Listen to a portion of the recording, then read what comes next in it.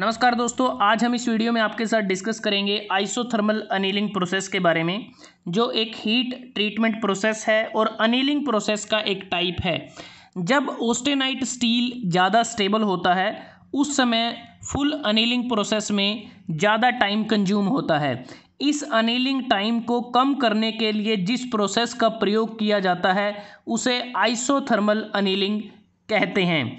Isothermal annealing में जो material या स्टील को हम हीट करते हैं वो बिल्कुल फुल अनीलिंग की तरह ही होता है। फ़र्क सिर्फ इतना होता है कि फुल अनीलिंग के केस में हम हाइपोयूटेक्टोइड स्टील, यूटेक्टोइड स्टील और हाइपर यूटेक्टोइड स्टील तीनों को हम हीट कर सकते हैं या तीनों पे इस ऑपरेशन को परफॉर्म किया जा सकता है। लेकिन आइसोथर्मल अनीलिंग के केस में सिर्फ हाइपोयूटेक्टोइड स्टील पर ही प्रोसेस की जाती है। हाइपोयूटेक्टोइड स्टील वो होता है जिसमें कार्बन कंटेंट 0.83% से कम रहता है और इसमें जब हम स्टील को हीट करते हैं जो हीटिंग टेम्परेचर है वो अपर क्रिटिकल टेम्परेचर जिसे हम A3 लाइन से इंडिकेट करते हैं उससे तकरीबन 30 या 50 डिग्री वो ज़्यादा रहता है।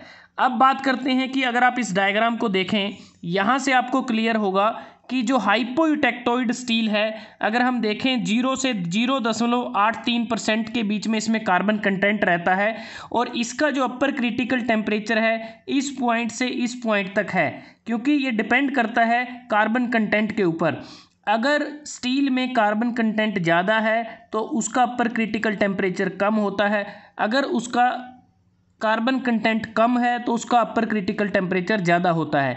इसलिए हाइपोयूटेक्टोइड स्टील में जो अपर क्रिटिकल टेम्परेचर है वो 723 डिग्री से 910 डिग्री के बीच में वो वेरी करता है, डिपेंड करता है कि स्टील में कार्बन कंटेंट कितना है।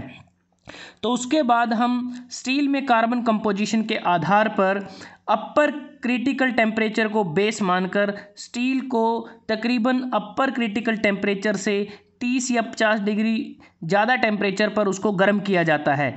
ये जो आपको रेड पोर्शन दिखाई दे रहा है ये आइसोथर्मल अनीलिंग का पोर्शन है।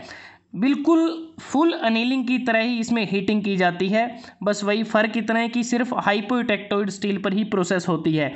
तो जैसे ही हम इस टेम्परेचर पर इसको हीट करते हैं तो एक पर्टिकुलर टेम्परेचर पर जाने के बाद हम होल्डिंग करते हैं।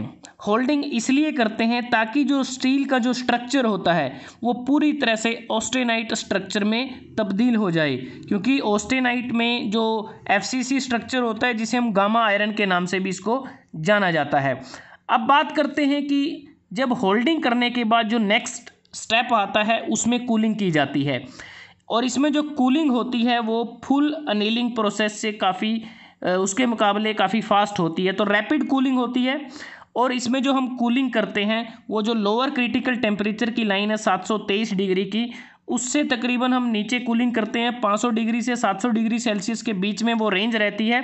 तो एक पर्टिकुलर टेम्परेचर पर इसको एयर में रैपिड कूलिंग की जाती है और एक पर्टिकुलर टेम्परेचर पर भी हम स्टील को हेल्ड करते हैं।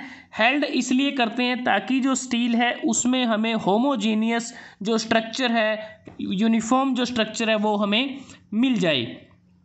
तो इसके बाद क्या होगा कि जब कूलिंग की जाती है, जब स्टील हमारा ऑस्टेनाइट से परलाइट और फेराइट में कन्वर्ट हो जाता है तो उसके बाद उसकी हम रैपिड कूलिंग करते हैं एयर में, और जो परलाइट होता है वो लैमिलर परलाइट में उसको कन्वर्ट किया जाता है और प्लस में फेराइट में, क्योंकि जो गामा आयरन या ऑस्टेनाइट है वो डीकम्पोज होता है परलाइट और फेराइट में। अब यहाँ पर ध्यान देने की ज़रूरत ये है कि जब हमारा अंडर कूलिंग के ऊपर अच्छा नियंत्रण होगा, बेटर कंट्रोल होगा, जब ऑस्टेनाइट ट्रांसफॉर्म होती है परलाइट में और फेराइट में, तो हमारा मोर यूनिफॉर्म परलाइट हमें मिलेगा एक पर्टिकुलर टेम्परेचर पर।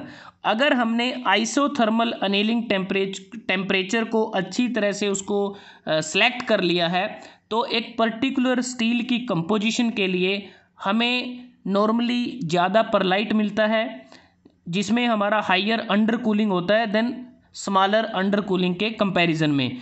और जो फेरेटिक जो ग्रेन साइज़ होता है स्ट्रक्चर में उसका जो साइज़ है वो कम हो जाता है, क्योंकि जब हम अंडर कूलिंग को इंक्रीज़ करते हैं, रैपिड कूलिंग करते हैं, तो उससे जो स्ट्रक्चर में फेराइट का जो ग्रेन साइज़ है वो कम हो जाता है, क्योंकि उस दौरान ज़्यादा न्यूक्लिएशन रेट होता है।